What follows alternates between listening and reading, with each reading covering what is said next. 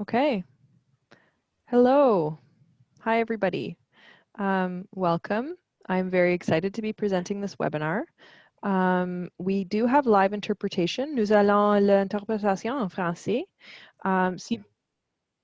Si vous avez jamais utilisé ça encore, oh, merci, tu me traduis en même temps. Je n'avais pas réalisé. I guess, Jim, you could also explain this in French, perhaps. That might be the better choice. There's a button that says interpretation next to the or in the list of buttons at the bottom, and what you'll do is toggle which language you want to be hearing. So you'll choose either English or French. Si vous pouvez trouver le petit bouton qui dit interprétation, vous pouvez choisir entre anglais ou français, English or French. So let me know if you're having any issues with that. Okay. I'm just getting a couple of messages, private messages in the chat here. I'm just going to deal with that and let a couple more people come in, and then we'll get started.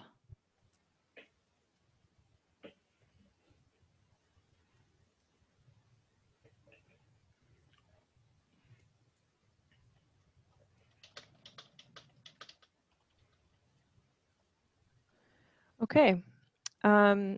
So hopefully everybody, it looks like everybody's in. I hope everybody's chosen the language that they would like to hear today. And I am very excited to be presenting this webinar titled Teaching Climate Change Online with Dr. Arnold Bloom, who is a lovely botanist. We have discussed already today how perfect his last name is for this specific trade. Arnold received his undergraduate degree in physics from Yale University and spent several years working with computer models, looking at air pollution over the US and over Germany. He's got a fancy PhD in biological sciences from Stanford University, and he has also completed a course in environmental legislation at the law school. He's conducted postdoctoral research at the University of Alaska, and he's also currently in California at UC Davis and has been there for 30 years.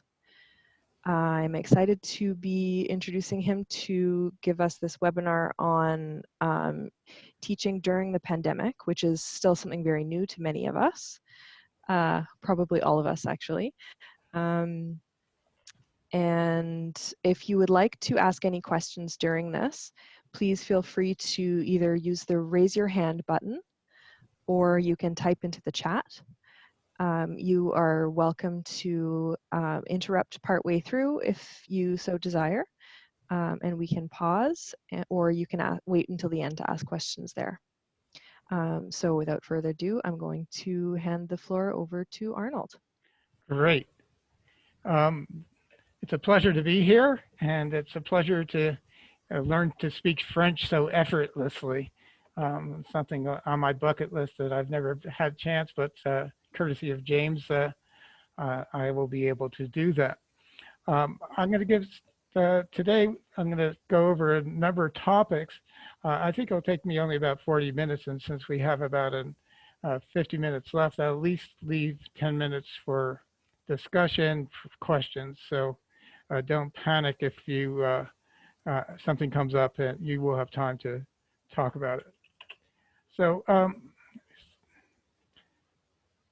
so the agenda for today is to first introduce myself. I'm calling myself a moderator because we have to do everything in moderation. And then I'd like to bring up some questions about you, and I'll have some conduct a poll to see something about you and what your interests are and what your why you're attending this webinar and listening to me drone on. I'll talk about how one selects the elements of a course on climate change, and then how does one transition that course from a standard in-person or face-to-face course to an online course, because this is something I did about almost a decade ago, and talk about my goals and my format choices, and they need not be your goals or your format choices, And that's an important point, is that play to your strengths. And there is no one way to teach, as you all know, if you think about your experiences as a student and as an instructor. And if you find that you have skill set, use it. Talk about some of the tools that I've used. I'm not going to give a very prescriptive advice, but talk about some of the equipment that I've, in general, and the software. And I basically use the software and I call it the devil's to get the job done. And then I'll talk about a study that we just completed that compares teaching 1,500 students at UC Davis, either online or face-to-face, almost half and half in both groups, and seeing what the efficacy can be in either format. So that's where I'm going. I'm going to have some help with the, if someone has questions, and already I have some very able assistants who are going to tell me that that I need, someone cannot hear a thing, but they can see. Someone help that poor person to get engaged. That would be great. So to introduce myself, I use this, fortunately, with a name like Arnold Bloom, I have some mnemonic tricks I can use. I'm Arnold, not the Terminator. I am Bloom, and I am a botanist. I'm in the Department of Plant Sciences at University of California at Davis. My background, as you heard in the introduction, was in physical sciences and engineering. I spent a couple of years doing computer models of the spread of air pollution in Europe and in the United States. And then I took a year of environmental law at Stanford Law School and ended up having a career in crop physiology for the last 40 years or so. And after being at UC Davis for about 10 years, 15 years, I discovered that there was no courses on campus about climate change. And I thought that was a real admission, something that was lacking. And so in about 2001, I started teaching a course on climate change, a general survey course on climate change. And no longer can I say that is true, because now there are 60 courses at UC Davis that have a major component about climate change. So the way I put it is we went from 0 to 60 in about 20 years at UC Davis, and I'm sure you're finding similar experiences in your local institutions as well, that there's a lot more interest and a lot more aspects to climate change. And I'll show you the things that I've developed for my teaching and outreach. One way to introduce myself is show this little video. I hope the sound goes on. Oh, nope, go back.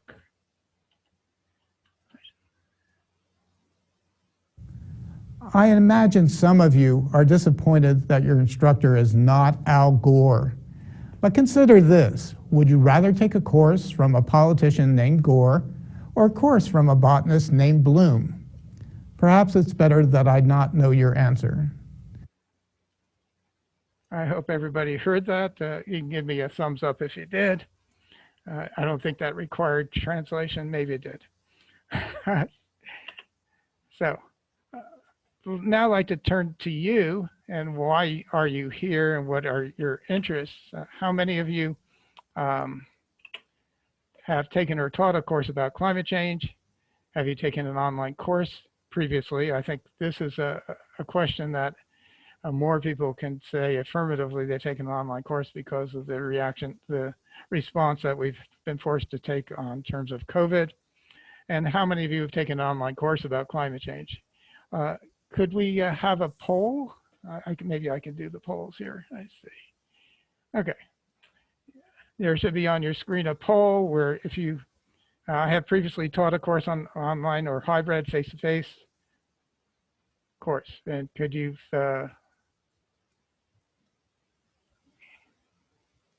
any of you can answer that?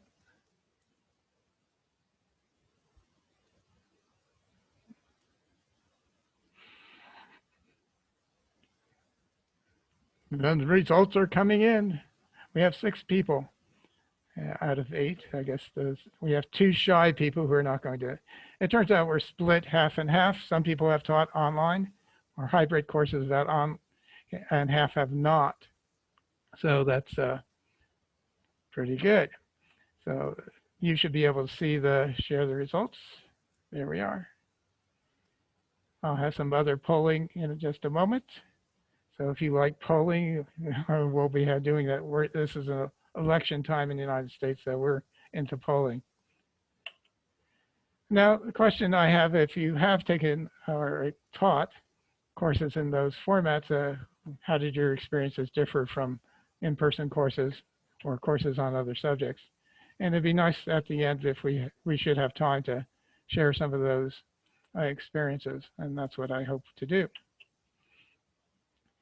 So what is the elements of the course on climate change? And that's was something that I had to, since I hadn't had a formal course on climate change, had to answer for myself before I embarked on such an endeavor. As many of you realize, the topic of climate change is transdisciplinary. It's not multidiscipline. It really does cover many different disciplines and on an equal basis. When I started looking at courses and textbooks that were available, they really mostly focused on the geosciences, and basically they're meteorological courses that talked a little bit about climate change, and then had a short section about consequences of such potential changes in the near future. So I thought that my intent was to make a survey course that really did cover a good number of disciplines, and I'll talk about them in a moment. I got asked to be part of an effort by the National Science Foundation of the United States to develop a curricula for higher education on climate change, and we came up with the phrase that a course on climate change should handle the causes, the consequences, and solutions of climate change. And so through time, this has evolved into 4 major emphases. I don't know how to say it in English. I don't know how you do it in French. And this involves the physical sciences, geosciences, where you introduce the subject and then talk about the climate history of the Earth to get an idea of how much are the changes that we're observing in climate today are the result of normal cycles in climate that have been observed on Earth throughout its 4.5 billion years of existence. Then going into the causes of climate here, I think you may be able to see my arrow, and then into predictions of what we believe that the climate changes will be in the near future. Then going into the biological sciences, where I do have more personal research expertise, and what are the direct effects of CO2 on organisms, and that's what my research focuses on. Then what are the effects of changing temperatures, precipitation, and pH on organisms as well. The third section goes into the technology we might use to adapt or mitigate the climate changes that would otherwise occur. I usually start with transportation because most students and people realize that in transportation we can make personal choices that can have a large effect, where if we're talking about the next topic, electricity generation, we really have less choices on what electricity we're using when we plug into the wall. And then a section on mitigation, adaptation, and geoengineering. The last section has to do with the sociological sciences and how the economics of the planet influences our responses to climate change, and then how does climate change affect economics. Then going into law, since climate change is does not stop at borders, it's that we need to talk about international law, which is actually a very unique subset of legal instruction. And the last is talking about sociological changes that may occur under climate change, and why do people have formed certain opinions about what we should do about climate change, and how that influences their beliefs influence regulatory policy of their countries. How does culture interact with people's and countries' regulatory policy? So those are the topics that I found were useful, and they reflect a book I'll introduce to you that has chapters on each of those topics. So how does one take a face-to-face course, an in-person course, and transition it to online? And why does one do that? Now, the answer to that is fairly simple in many cases, because we've now been, in the last couple of months, been forced to do social distancing because of COVID-19. But before that, this is a question I was asking about a decade ago. And the answer that came to me was that online education really does have accessibility that cannot be matched by in-person or face-to-face courses.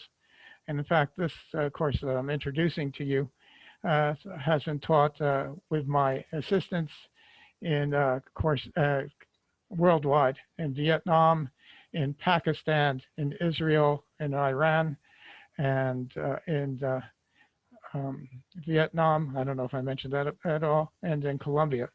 So it's been represented in several continents, and it is straightforward to do this in an online format. Just for students from the University of California at Davis, we've had students who've taken this course because they're spending a semester abroad, away from campus, and they need a general education course that meets these requirements. We've also had several, about a dozen athletes, professional athletes, something that you don't have at Canadian institutions of higher education, but they've had to be away from campus to compete, and therefore were able to continue their studies away from campus. It's also been very useful for disabled students that require certain equipment to be in the room in which they are taking a course, where many of those classrooms don't have the full complement. If they can take it remotely, then they can have the equipment they need to participate to the best extent. But the most common reason people take advantage of online courses is because of employment or family responsibilities. That employment may mean that it can't be on campus continuously throughout the day or every day of the week. Family responsibilities mean that they can also benefit from the flexibility that an online course confers. So those are fairly dominant. I'll show you some results about how people with different needs perform in the online setting. The format choices one needs to make is sort of does one do it live stream? We are doing it live stream. Not only am I talking, but James is following me in French live, but it will also be in a recorded session and also in an edited session. The edited session has some choices about video length, information density, and production quality. I'll go over those in just a moment. So live stream versus recorded. Since I can't see, I don't think any of you have your cameras on. I can't see anyone, so essentially I'm talking to a screen. So the live stream really doesn't have the intimacy that it could, and it might as well be looking at you recorded. But I make it as analogous to a telephone conversation versus telephone messaging. Telephone conversations, you can react to the inflection in the voice. One can react to random thoughts that comes off, where one should not put random thoughts in email messages, as anyone who's had a mistake can attest. And so recorded gives you a little bit more control over the message you're projecting. The topic is also talked about in terms of synchronous versus asynchronous communication, synchronous being a sort of a live streaming, asynchronous meaning that the actual presentation and the reception of the presentation can occur at different times as well as in different places. This brings us to format, about how long can you convey a video? What's the length of a scene or a movie in a TV show? How long should I be talking here without losing all of your interest. Maybe I've already lost your interest. Hopefully not. Let's see if I can go to my next poll and see if we can go that stop. Sorry, relaunch poll. Continue. Let's see. I think okay. Next. How do I go to the next? Oh, no, can't. There are other questions that I'll ask you, but how long do people remain interested on things online? What's your attention span? And the answer is, there is no one answer, but let's look at what I've been able to find. So, okay, from 1930 to 1960, most films averaged 2 to 4 minutes per scene. A scene is sort of where you have a given set of characters and a given place. Oh, okay, here we go. Thank you. Here is a poll we can take now. What is the average attention span of students online? Single choice. Oh, this is getting exciting. It's like a horse race. I'm watching the bars. So I think we've had 7 of 9. That's about as good as we're going to get. I'm going to end the polling and share it. Share results. 1 to 3 minutes, 3 of you said. 3 to 10 minutes, 10 to 30 minutes. Well, let me show you what I've been able to find. 1 to 3 minutes is probably correct. So if you look at it as a scene from a movie or a TV show, in fact, they used to be about 2 to 4 minutes when before people had computers in their houses, and now it's about 1 minute. That's what this quote is saying, that the new acceleration of scenes would seem to be the new habit of getting into and out of scenes quickly. So people tend to have a very limited attention span. When people have actually done surveys of this, and this is one that I found from a company that looked at over 500,000 videos and 1.3 billion plays in 2016. Talk about an interesting research project. You watch people watching things. How's this? Sounds very, very like a very oppressive government. People watch things. When they did this, they found that they lost about 20% steadily after about 2 minutes. People started disengaging from the videos. If you follow this, if you can follow my arrow, see after 2 minutes, then it started declining to about 7 minutes, and where they've lost half the people. And then they kept some people who were probably not even watching, but had died during that presentation and were just standing up right position. So that says about after 2 minutes, you start losing your audience. So that means you're already gone. Another survey about the same topic found that videos across social media, what lengths were performed the best for each channel. They found Instagram was 30 seconds, Twitter was 45 seconds, Facebook was 2 minutes, YouTube was 2 minutes. So keeping someone engaged seems like 2 minutes is a breaking point.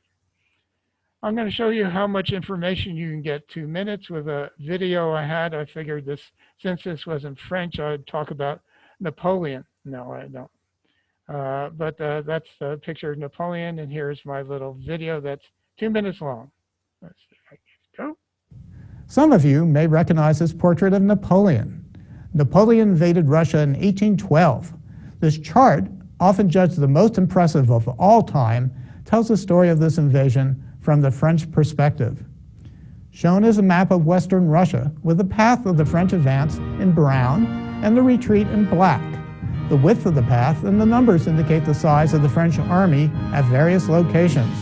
The branch points indicate where some troops separated during the advance and later rejoined the retreat. Temperatures are in red and are linked to the path of retreat. The background music is from Tchaikovsky's 1812 overture, which also tells the story of this invasion, but from the Russian perspective. The Grande Armée of France crossed the Niemen River from Poland into Russia on June 23, 1812, with nearly 450,000 troops. The Russian army avoided major engagement with the French and retreated further and further into Russia, scorching the earth behind them. Thus, the French found it difficult to find food for themselves and their horses. The Russians finally engaged the French in battle outside Moscow on September 7, 1812, in the Battle of Borodino that resulted in approximately 44,000 Russian and 35,000 French casualties, perhaps the bloodiest day of battle to that time. After this battle, the Russian army withdrew further east of Moscow. Napoleon entered the city triumphant. He assumed that the fall of the Russian capital would end the war, but the Russians burned the city rather than capitulate. After a month in Moscow, Napoleon became concerned about loss of control back in France and decided to return with his army to his homeland. Here comes the interesting part, the part about climate. Russia has a cold climate. This should surprise no one. By the end of October, when the French troops were retreating back to their homeland, temperatures were dropping below freezing. By the beginning of December, when these troops again approached the border between Russia and Poland, temperatures were below minus 35 degrees Celsius or minus 31 degrees Fahrenheit. The 450,000 brave souls that began this campaign had dwindled to 10,000. Only 1 in 45 survived.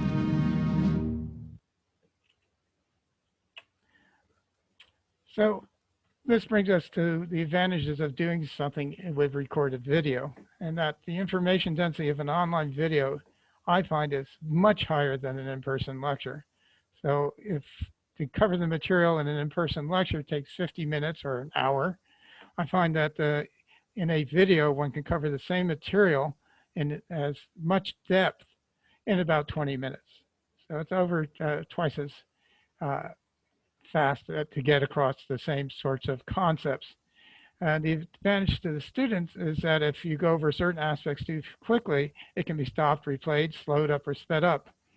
I must confess something. I don't know if this is a appropriate forum to have confessions, but I've gotten to the habit of watching TV news recorded at double speed.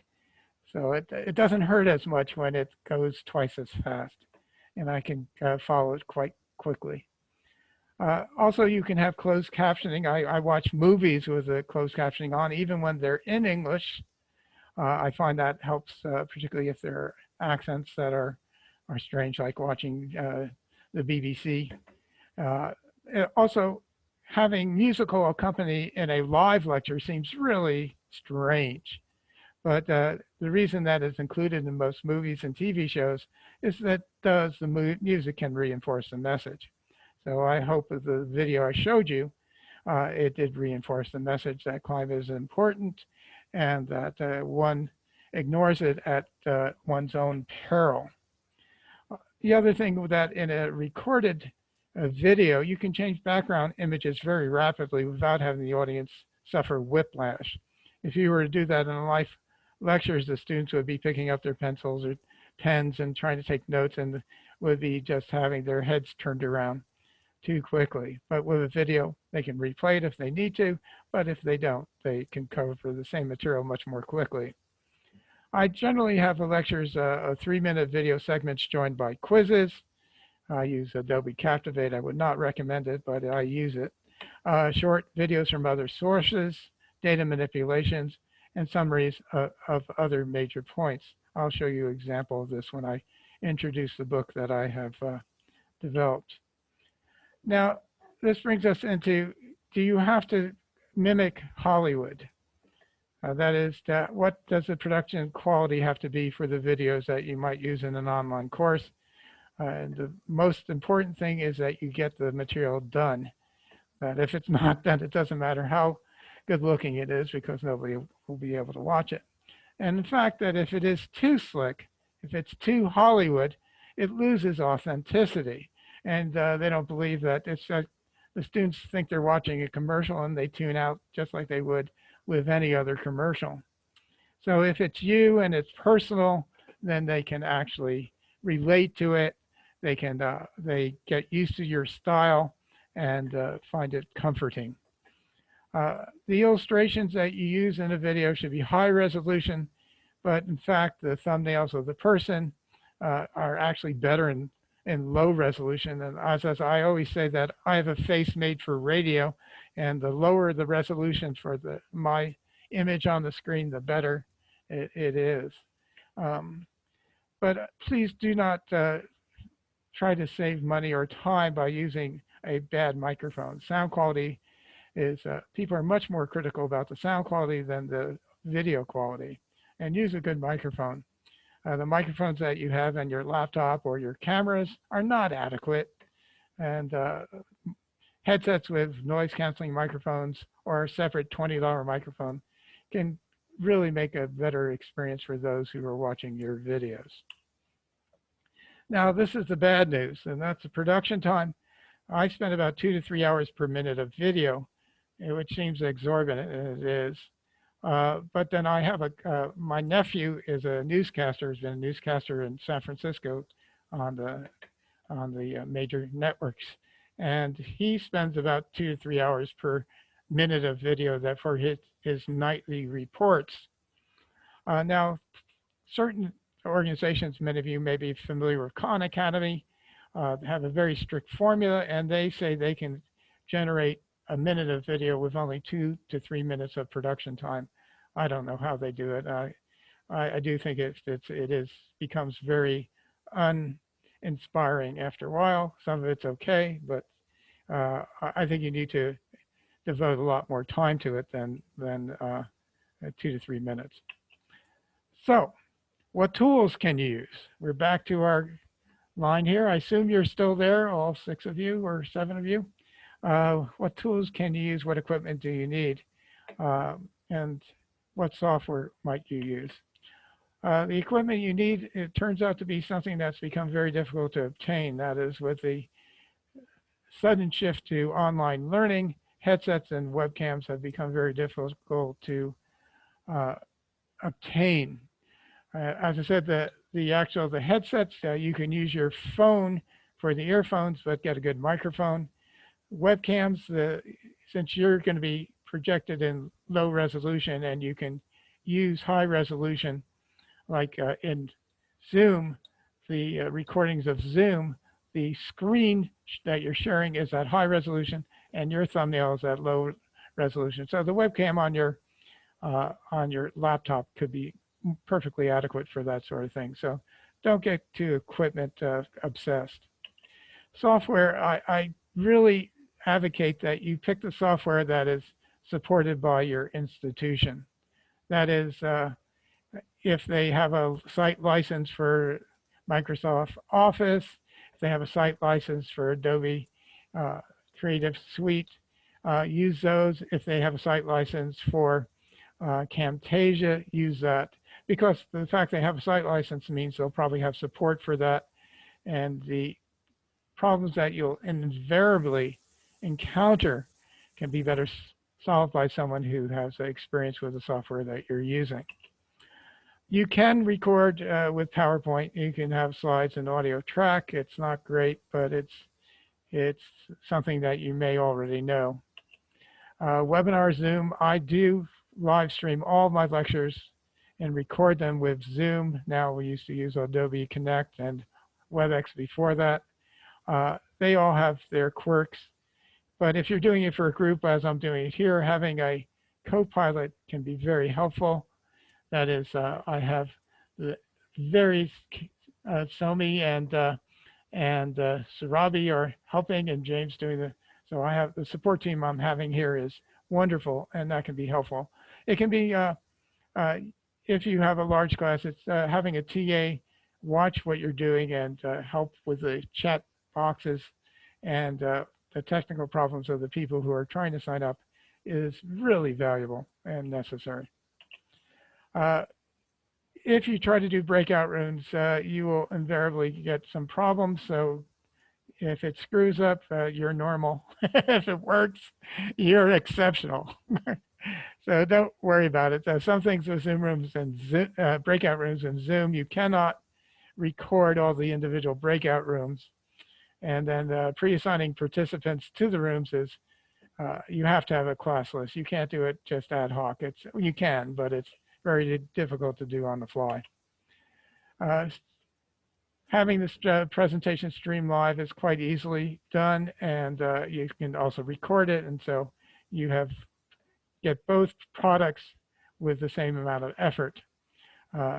Using dual screens, sharing screens, or thumbnails of participants can be confusing, so don't try to do it 5 minutes before you need to use it. Recording the presentations, the recordings are quite good because the things I'm projecting here in the recording of this thing will be in high resolution, and I will be in low resolution, as I've mentioned several times previously. It does also give you a chat box and participant lists. This can be useful if you're trying to see what the attendance is and if you miss some questions. So that's nice. Be warned that often bandwidth becomes a problem. I don't know for you, but it is in California, particularly with all the people trying to use the bandwidth for instructional uses.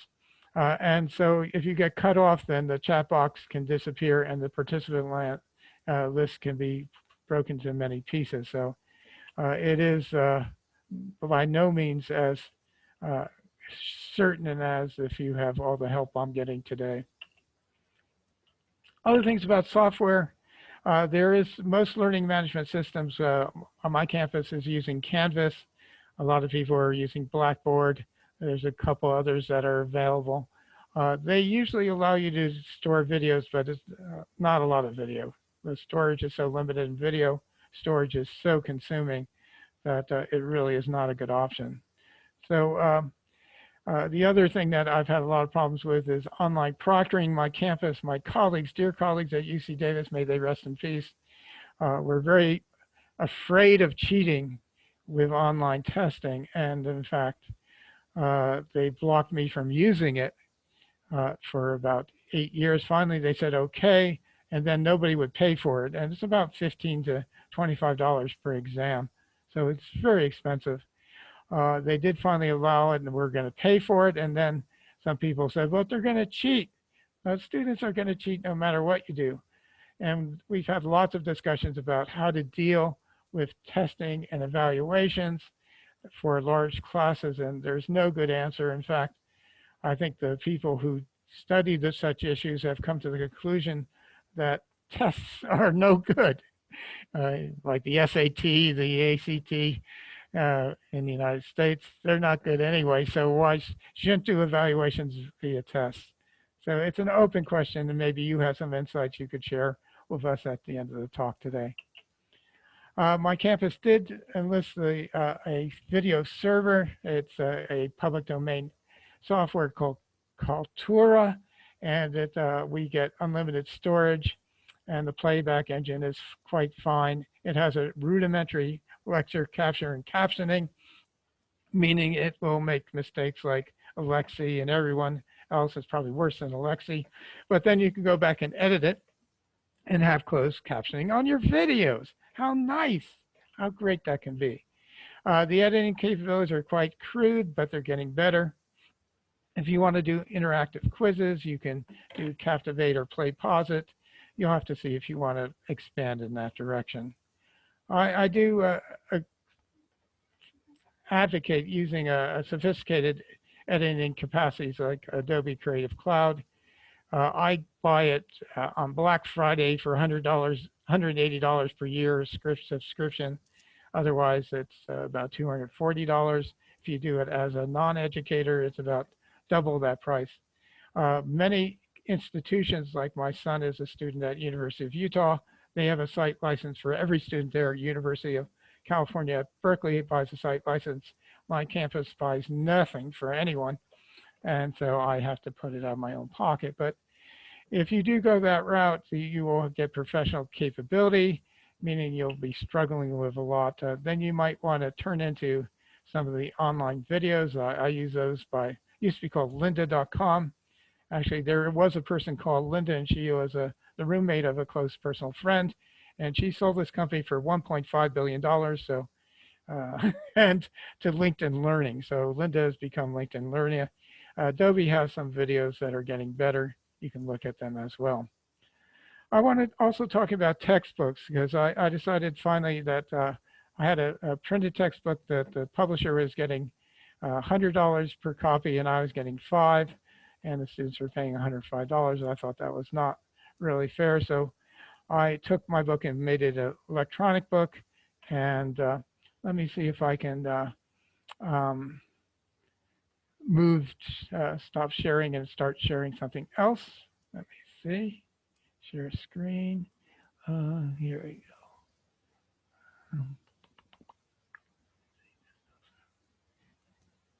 I may not be able to. Can I help you? I'm just trying to find my screen. See there. Tools for, no.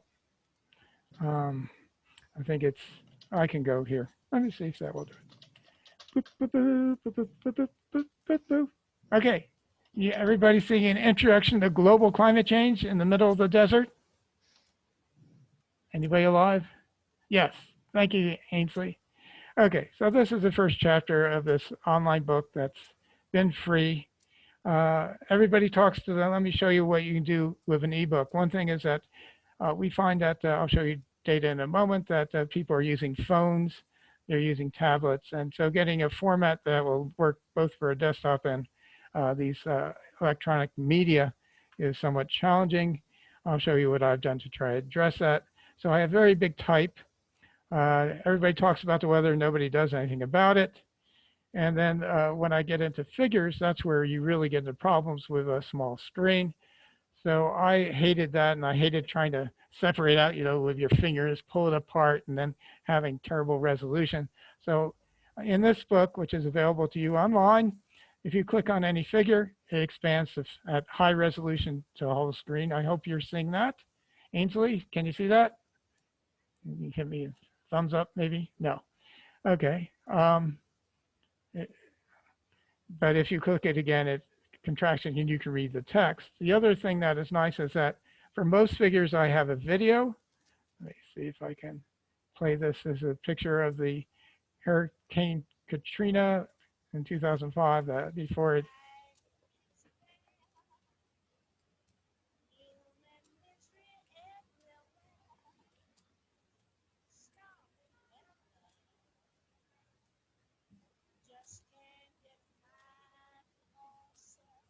I don't think they're able to hear. Oh, they are? And I'm getting okay. messages in the chat that nobody can see exactly what we're talking about. We're just seeing the slideshow. Let me get let's do this again with feeling. Okay. Thank you. Let's try this again. Okay. Zero computer sound. Let's see that. This time with feeling.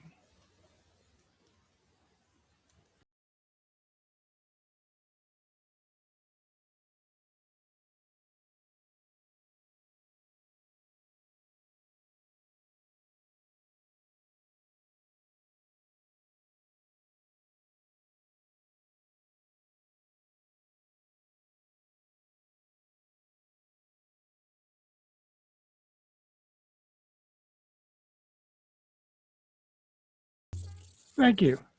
Thanks for your patience. So the idea is to have, that was Billie Holiday, and I think students should at least be introduced to Billie Holiday and her singing Storming Weather, no matter what they think about climate change. So those are things that I do. Other things, this is my Al Gore video that you've already seen. Here's a video trying to introduce students into using, viewing numerical information visually. And so I do have a video that explains how to read such charts.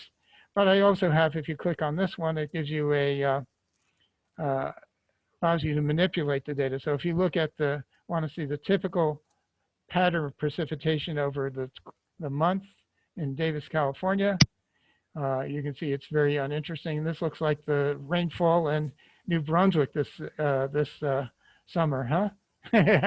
You're becoming very Californian out there with your drought. You can pick a year like 2015, click on that, so forth. And where this comes into play is when you get to, see if I can move this a little bit so I can actually go to the screen. Here we go. You can then take a quiz. They can quiz themselves, and this is an example of that. And they ask you, Precipitation in Davis, California in May 1995 totaled, so this indicates that they've actually been able to read it. If they say 210 millimeters and submit it, it's wrong. If they say 70, they get another guess and they submit it. Oh, got it wrong. And if they can review the quiz and get the right answer. It's 40 millimeters. Okay. So those sorts of things allows them to test themselves. Other things we have in here is if you have glossary terms, if you click on a glossary term, it gives you the definition of what we mean by a source in this material or a sink, and you put your mouse off, it disappears. Again, you can look at any of these figures in high resolution, a large view of it, and that really does help you to be able to use it on phones and such forth. There is a, it ends with the march of Napoleon to Moscow. Right here, you've seen the video here. Here's the figure again in larger, higher resolution.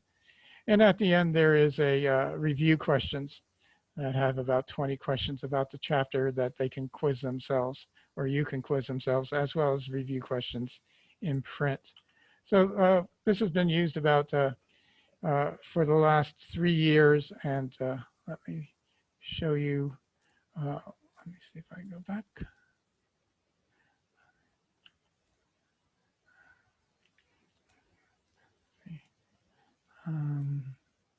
Stop share. Got to share again. Presentation, where is it?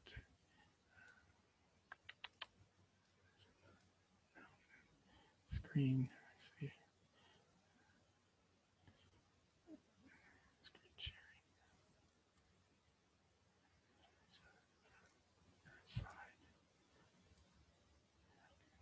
Here we go.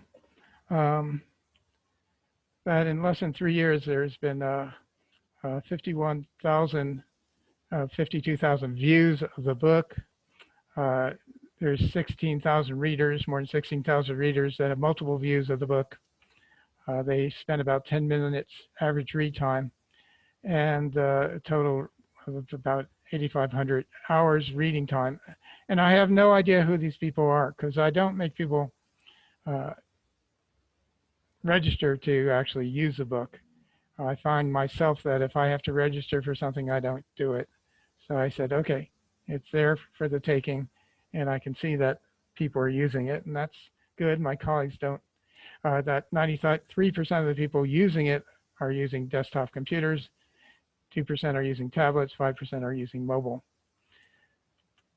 And to the last section, how does online courses, this online version of the course, compare to the face-to-face version? Online meets face-to-face. So this is an abstract of a paper that we've got submitted now. We compare the performance of 1,400 undergraduates taking either the online or face-to-face version, about equal amounts of each. They chose which version they wanted to take, and we had to go over and use many different tests to show that that choice did not really bias the results.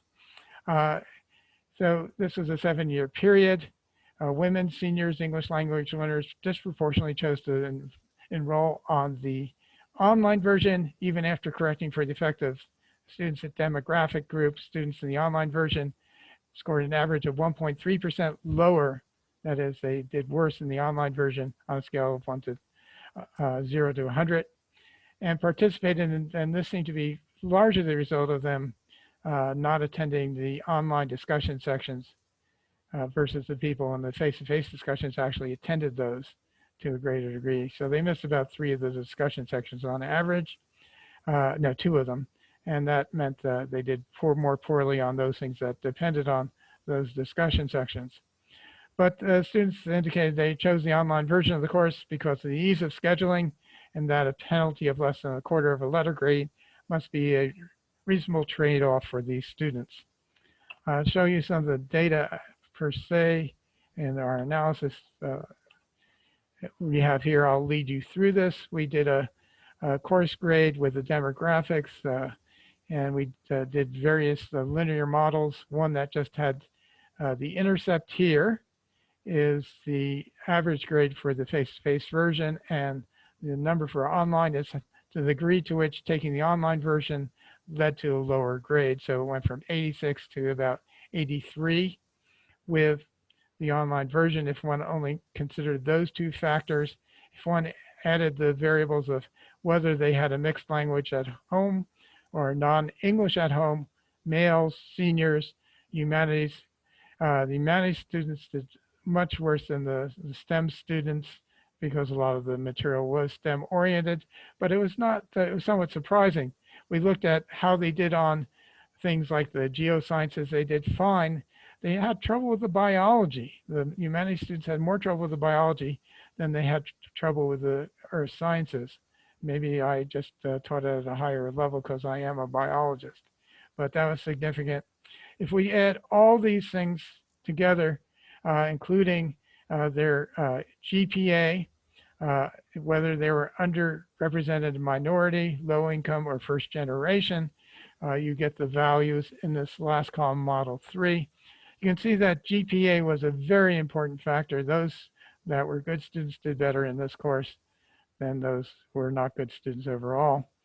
Underrepresented minorities did worse than the majority students, but income level and whether they were first generation college students really did not have a major effect.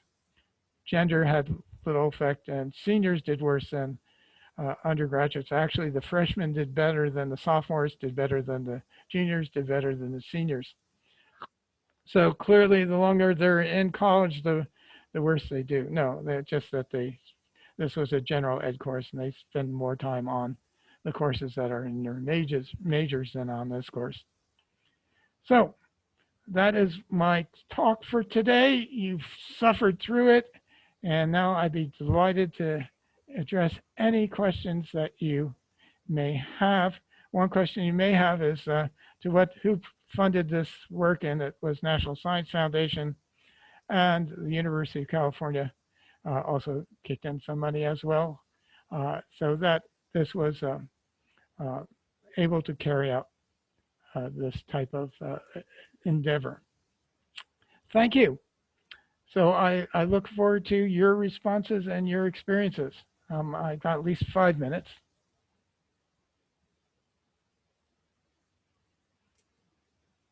I'm not hearing anything in any language, so.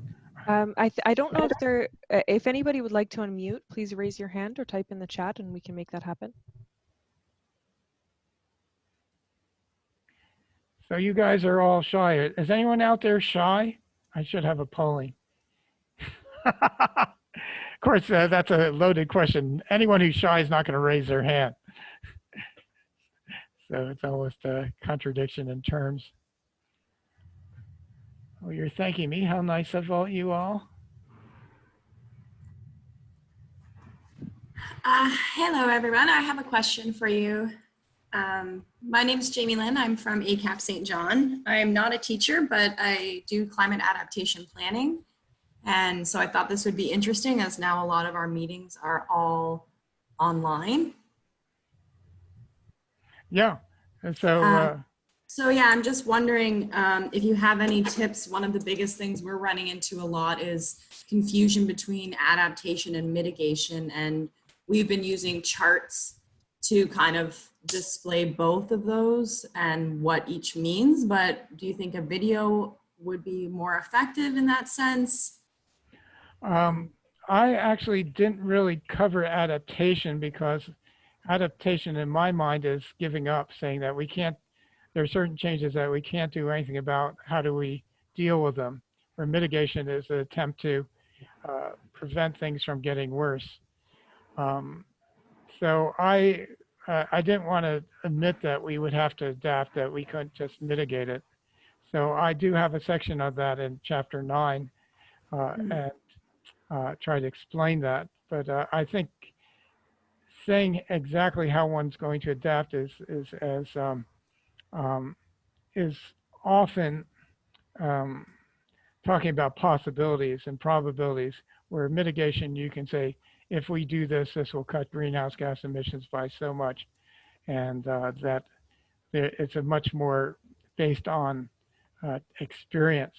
So I'm not a good person to talk, but I think I talked to someone here who focuses on adaptation. Great. Well, yeah, thank you for your perspective. And that was a really interesting presentation. Well, thank you. Sadly, we have on the chat box a couple of questions. Many people would teach a section or module rather than full course on climate change. Can people grab a section from your material to use? Yeah, all those 12 chapters are available separately. And it's all Creative Commons at this point. And so you can take whatever you want. All the figures in the videos are Creative Commons. And so you can use them, capture them as you will. So that's, the videos are all on YouTube. So that's,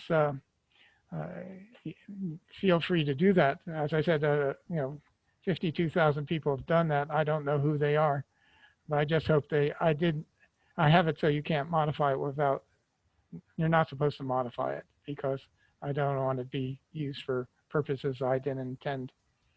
So yeah, you can do that, Louise. Okay. No. Ainsley apologized for raising her hand. That was encouraging. I was asking, could you hear? So maybe she raised her hands and she could not hear. I apologize for that. Nadine says here, adaptation means dealing with current coastal erosion, no choice but to adapt. Yeah, that's true. And then you can, and so I think there's expertise, local expertise you can call on to deal with those problems. We do have a very sharp coastline in California, but the sea level rise is not going to have as major effect as it will in some places in the world. I think it maybe depends on how steep your coastline is. In California, it's quite steep. So talking to your local expertise it would be a good idea, the person who asked that question. Other questions or comments?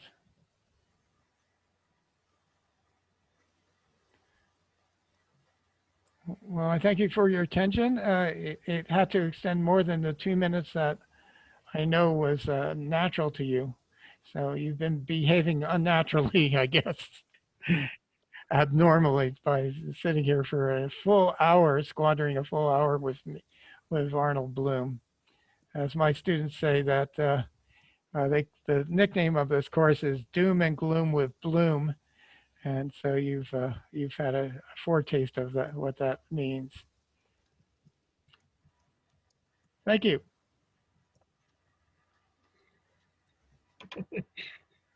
Oh, great. Bloom, Chapin, and Mooney. Sorry about the typo. It's okay. It's pretty obvious. Yeah, great. Well, that was my that was something I did. Terry Chapin and how Mooney got involved at the as just adding bulk to the. So if you have any comments about that work, it's mostly my errors. It was the big new thing. Yeah, well, the hot paper in our lab. Anyway, that was at McGill with Marty Lekowitz. Oh, bless his soul. Yeah, I just yeah, someone mentioned that you might be attending, so that's great. It's nice to know that one's life work is not totally into the ether, and even if nobody registers.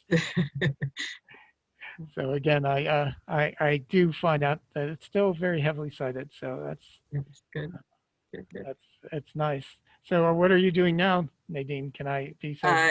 I'm with the Conservation Council's Learning Outside project. So my job, I'm not teaching online courses, but it's good to know since who knows what this year will be. But my work is mainly encouraging and supporting New Brunswick school teachers in teaching outside, like giving them ways that they can take curriculum outside and working with teachers and students.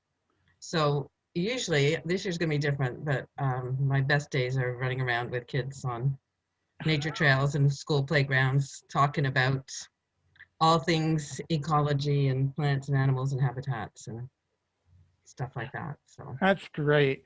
One thing we've done on occasion, it's hard, is if you have a small enough group, is you give all of them GoPros and you send them out and have them, and then you can, if it's well, you have a good enough wireless, you can see what they're looking at and have them ask questions about it.